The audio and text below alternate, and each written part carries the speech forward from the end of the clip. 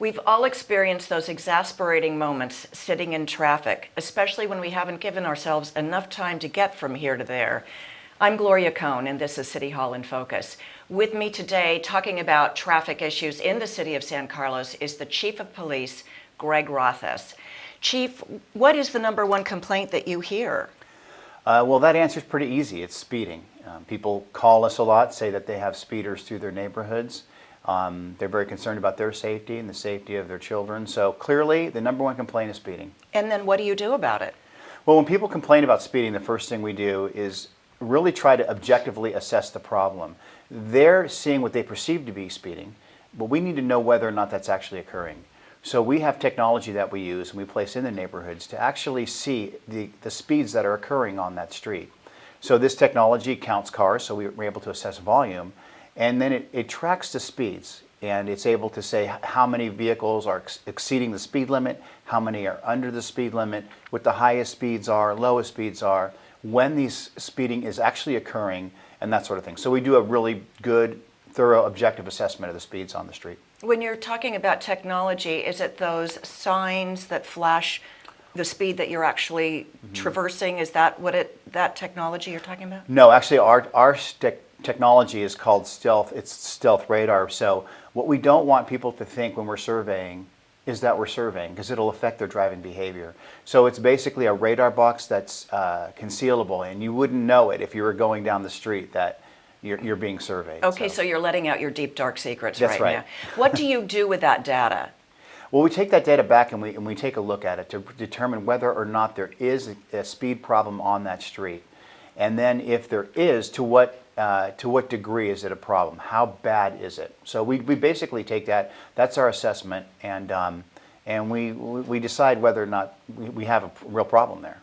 All right, so let's say the people who are complaining are wrong, that you're not discovering speeding along the street. What do you do? That happens sometimes. People have a perception that they're speeding. We live on narrow streets, and cars coming at each other at 25 miles an hour each have a basically combined approaching speed of 50 miles an hour, correct? So that can look fast, but it's not exceeding the speed limit. So when we don't have that, we let them know what the speeds. We come back to the community and we tell them what we found.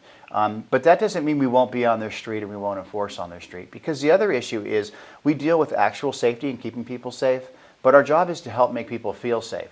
So if they feel that there's a safety problem and a speed problem in the neighborhood, we will still go in the neighborhood to show a high presence, but that's more just to make them feel safe. So. What if the survey comes back and the neighbors are right, that there is excessive speeding? Yeah, and that happens too. And when we do that, we first we take a look at it. We're able to know exactly, for example, when that speeding is occurring, what time of day. We're able to know what day of week. We're able to know how far in excess of the speed that's occurring, whether the speeding is occurring westbound or eastbound or north or southbound. So we have all that data, and from that we can then design an enforcement plan to go into those neighborhoods with our patrol deputies and our traffic deputies to enforce speed laws in that neighborhood. And that would be your first process, right, is to put a patrol car there? We don't put a patrol car there. What we do is we will patrol the neighborhood. We will maybe put traffic deputies. We will use a fixed radar in that area. We'll do a variety of things there to begin enforcement, including writing citations. And what would be the second step that you would take if that doesn't work? Well, then the next step really is engineering steps. So we use the enforcement piece.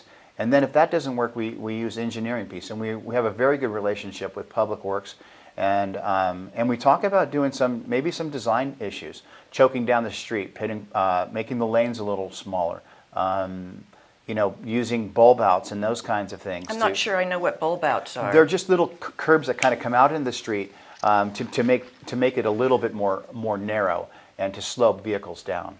All right, and other traffic calming issues might be speed bumps? We've done that. It's rare that we do speed bumps. There's some problems associated with using them, but we have done that, speed bumps. What other complaints are you hearing? With respect to traffic? Yes. Basically the number one complaint happens to be speeding, but I'd say the number two is probably volume. It's I can't get my kid to school because it's choked down. There's too many cars. Too many cars going through my neighborhood. too much traffic, I can't get through this intersection. So probably number 2 is really volume. And what do you do about that? A lot of times there's nothing we can do about that per se from law enforcement. They're not breaking laws by being where they are. But I think the community can. There's things that the community can do. Like what? Important thing is really look at public transportation options. If you can get cars off the street, you can reduce those kind of traffic jams. When it comes to coming to school, take a look at the possibility, depending upon where you live and how safe the route to school is. It's okay to let kids walk to school or to ride their bike to school. Providing that they have that they understand some of the safety rules and laws and that they're wearing helmets and those sort of things. So those are options that everybody can consider to get some of these cars off the street. Mm-hmm. And if I'm not a parent yet stuck in that same school line, I might start diverting to other side streets. Does that cause a problem? Yeah, people do that, and they know where to go and they know how to get around it. And then some neighbors complain about that because they don't want what's called cut-through traffic coming through their neighborhood.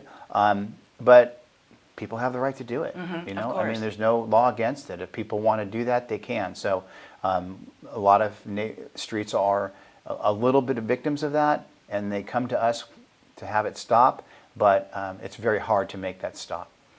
Let's talk about traffic safety in general. What is the primary reason for collisions? Well, here in San Carlos and pretty much everywhere, it's speed, it's following too closely, and it's inattention. And when I say inattention, it's cell phone usage. So those are the 3 things that I think get people in trouble.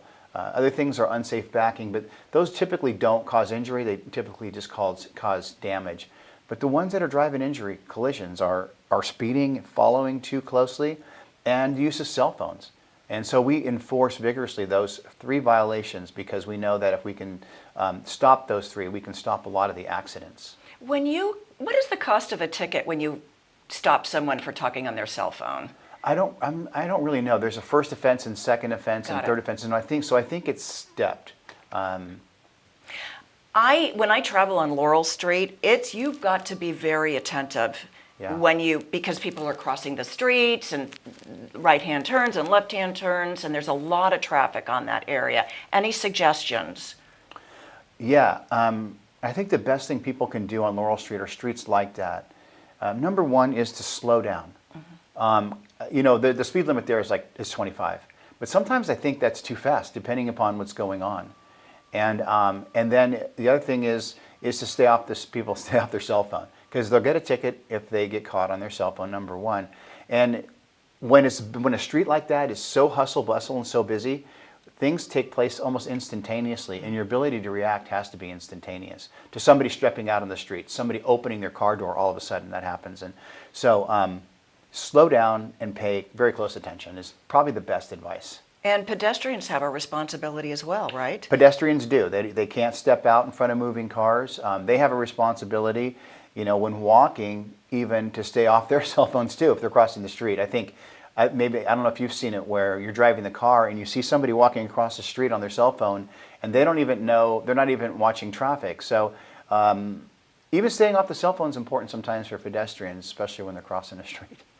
To recap, we can help ourselves by reducing our speed, not following too closely, and staying attentive and put down those cell phones. Exactly. Thank you very much for that advice, Chief. We really appreciate it. If you want more information about the City of San Carlos, you can visit their website. I'm Gloria Cohn, and this is City Hall in Focus.